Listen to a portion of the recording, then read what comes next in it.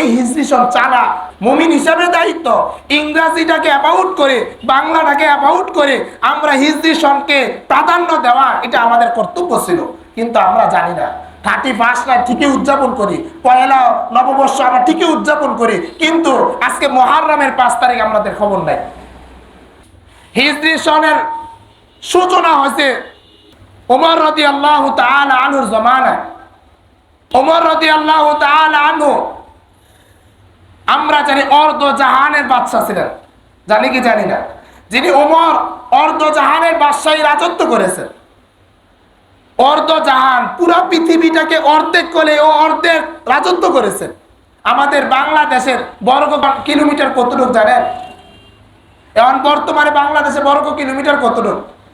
1,47,770 বর্গ কিলোমিটার আগে ছিল, এখন বর্তমানে একটু বাড়ছে, 1,49,210 বর্গ কিলোমিটার এখন বাংলাদেশের আয়তন। 1,49,000 ধরি না, 1.5 লক্ষই ধরি। অথচ উমর রাদিয়াল্লাহু তাআলা আনহু, উসমান রাদিয়াল্লাহু তাআলা আনহু, তারা যে অর্ধ জাহানের বাদশা ছিলেন, তাদের বর্গ কিলোমিটারটা কতটুকু ছিল? তাদের বর্গ কিলোমিটার হলো 44 লক্ষ, যেখানে 1.5 লক্ষ আর কোথায় 44 লক্ষ। হিসাব করলে এরকম বাংলাদেশের মতো 22-23টা বাংলাদেশের সমান রাজত্ব করছে। ওমর রাদিয়াল্লাহু তাআলা আনহুর কাছে বিভিন্ন জায়গার থেকে চিঠি আসতো, পত্র আসতো।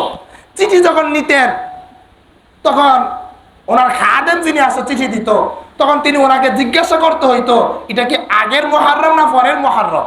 সফর মাসের চিঠি আসলে এটা কি আগের সফর মাসের না পরের সফর মাসের, এরকম হিসাব রাখতে পারতো না, কষ্ট হয়ে যেত। পরবর্তীতে ওমর রাদিয়াল্লাহু তাআলা আনহু সমস্ত গভর্নরদেরকে নিয়ে বসছেন। তখন ওমর রাদিয়াল্লাহু তাআলা আনহু রাসূলুল্লাহ সাল্লাল্লাহু আলাইহি ওয়াসাল্লাম যে মক্কা থেকে মদিনা হিজরত করে গেছেন, ওই হিজরতের তারিখটা গণনা করে হিজরি সন চালু করছেন। বলেন না সুবহানাল্লাহ।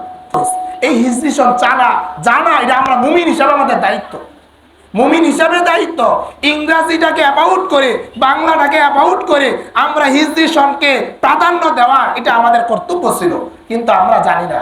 31 ঠিকই উদযাপন করি, পয়লা নববর্ষ আমরা ঠিকই উদযাপন করি, কিন্তু আজকে মুহররমের 5 তারিখ আমাদের খবর নাই।